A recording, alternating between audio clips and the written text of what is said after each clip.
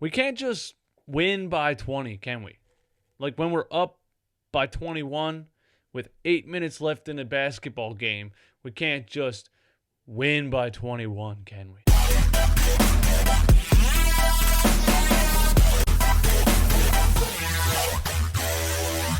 What is up, guys? DJ Eastwood, run it back. As always, hit that subscribe button if you like talking Philly sports every day, because that's what I do. Listen, man. The Sixers just took care of the Raptors. The Sixers shot really well from three. The Raptors shot really bad from three. That's it in a nutshell. This won't happen all the time. You know what I'm saying? It's not like we own the Raptors now and they don't stand a chance against us. Like they played a bad game. We played a really good game. I'm not trying to be negative here, but I don't want to go overboard and act like we are all of a sudden a championship caliber team, because I don't think we're quite there yet. But this was a nice win. I want to start this out by saying Kyle Lowry is like James Harden minus 95% of the talent. You know what I'm saying? The way that he plays the game, man, it's annoying to watch. It's just annoying to watch. All he does the entire game is cries to the referees left and right every single play. Half the time, the dude doesn't even try to shoot the ball. He just falls over and screams. You know what I'm saying? You know how annoying that is? He drives a lane and doesn't even look at the rim. He just goes, oh, oh, oh, oh. Come on, ref. Oh. Come on, bro. Just play basketball, man. Like, that's so whack. I can't stand that, man. Ben Simmons had a solid game. Really great defensive game. His hustle is just unmatched. It's unreal. Some of the plays that he made, chasing down loose balls, diving out of bounds, saving the ball inbounds. You can't match that. You can't match the guy's hustle and effort, at least on the defensive end. He didn't shoot any threes in this game, but he didn't really have to. Like, here's a screenshot right here. I just want to point this out. This is what the defense plays like when they know you can shoot a three now. Everybody knows it now, and nobody wants to be the guy that gets shot on by Ben Simmons, so they play him up here. I mean, I wouldn't play him this far out. That's not very smart, but they tried it, and he's blow by, man. Blow by city. You understand what I'm saying? One thing I am going to say about it, and yeah, I'm going to be negative for a second, okay? But if you were watching the game and you really understand basketball, you were probably feeling the same way.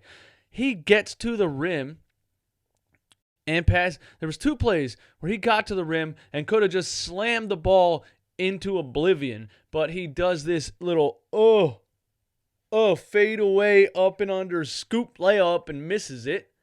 And then it did it twice. I'm like, just throw it down, dude. You're 6'10", 240, and you can dunk like a monster. And why don't you do it, man? Like, it's actually kind of offensive to people like me who grew up and never passed 5'11" and I could never even dunk a ball. I used to be able to hang on the rim, you understand? And when someone like that can easily dunk and chooses not to, it sucks, man. It's like a poor person looking at a rich person who doesn't want to spend their money.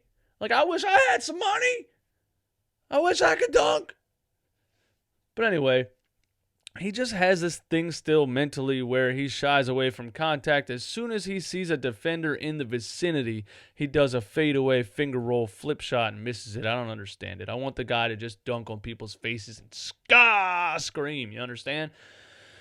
He didn't shoot a three in this game, like I said. He didn't shoot any mid-ranges, but he really didn't have to. The spacing wasn't bad in this game, even with Joel Embiid on the floor, because the defense was out on him. That's what I'm saying. He had one play where he drove the lane and got to the damn near put the ball in the rim. I mean, it was right there. And he kicked it out to Korkmaz, who was all the way in the corner, covered over by the popcorn stand. Bro.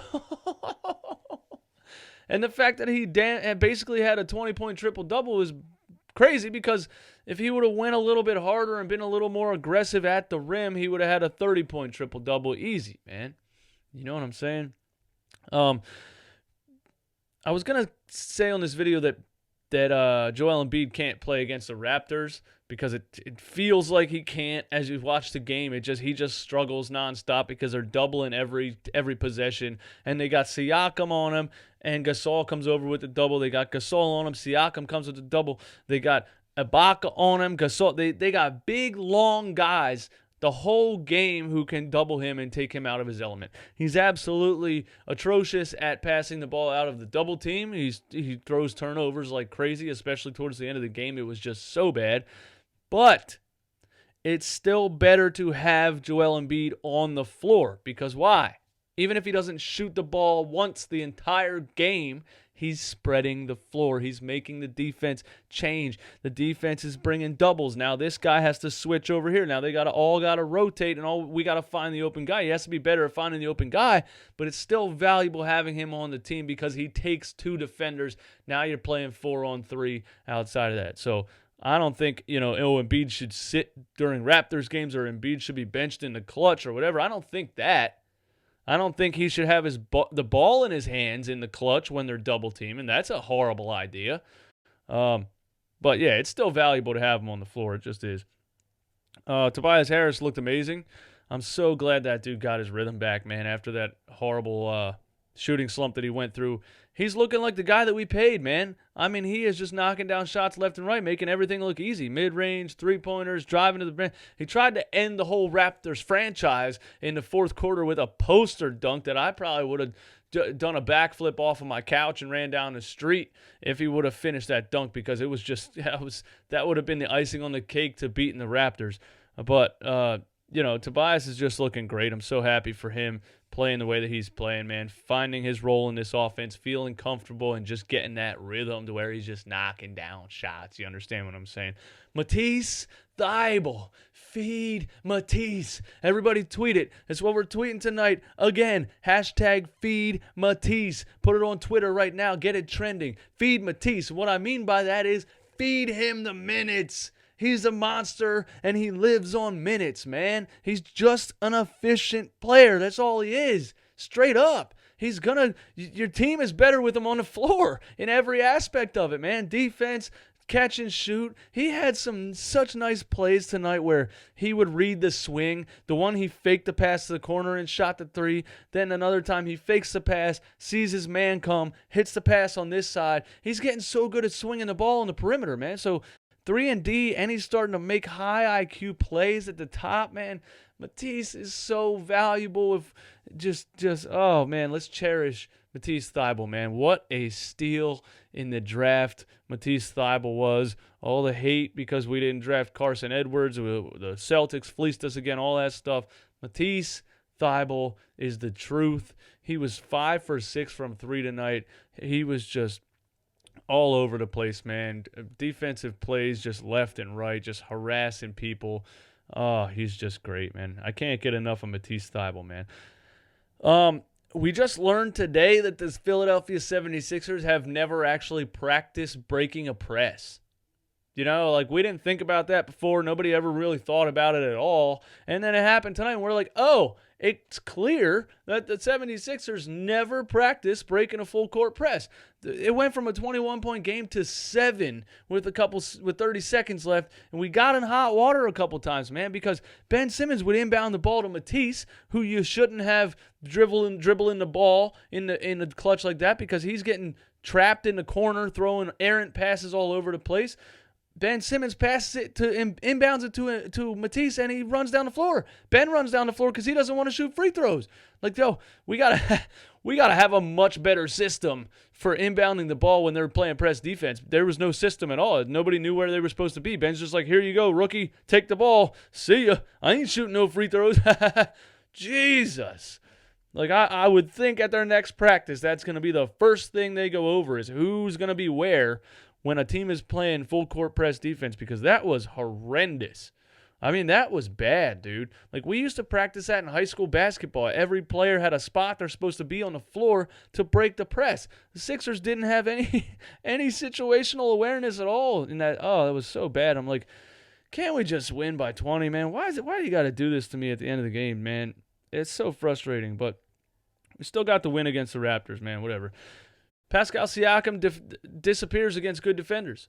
You guys go subscribe to True Talk's YouTube channel. He's a Raptors fan. He does amazing NBA videos, and he talks a lot about how Siakam disappears against long defenders. And I don't watch Raptors games, so I didn't really realize it. And a lot of people don't. They just see his stats.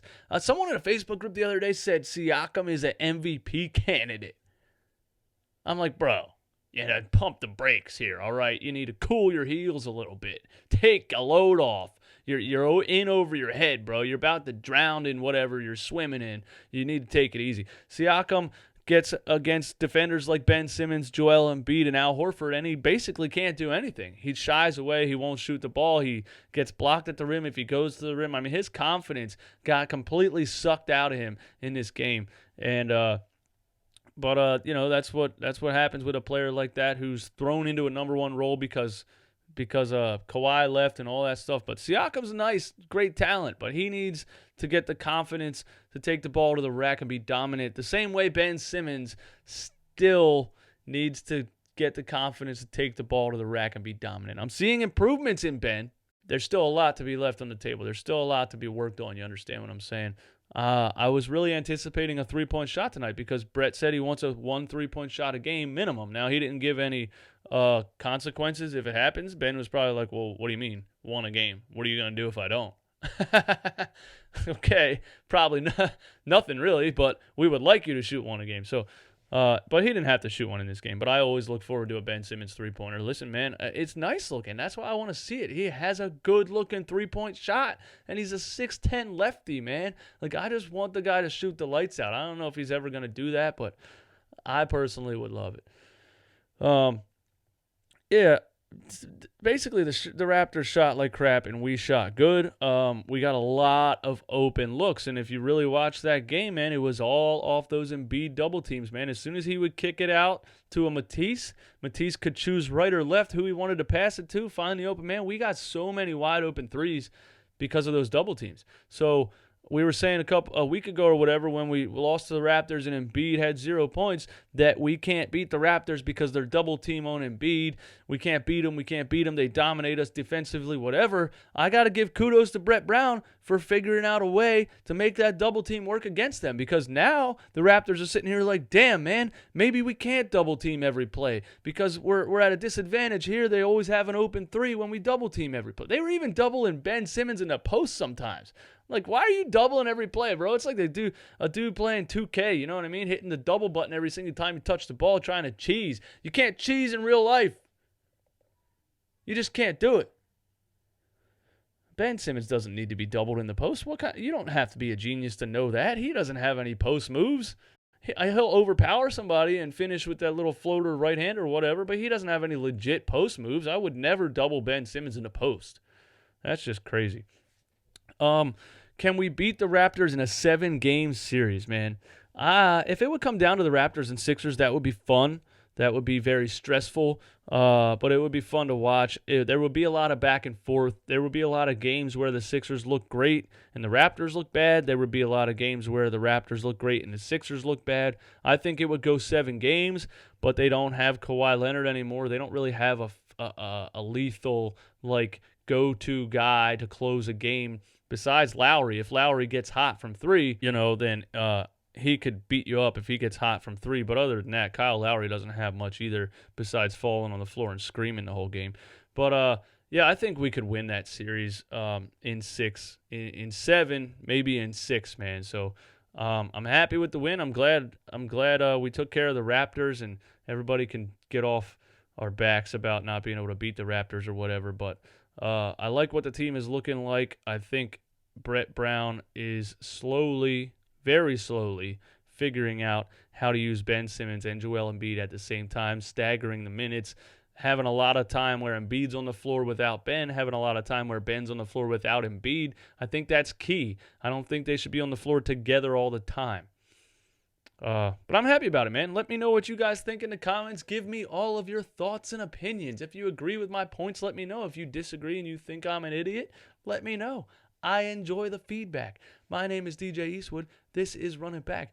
Please, if you like this video and enjoy this channel, hit the like button. The more likes I get, the higher my videos rank on YouTube, and we all grow together because this is a team.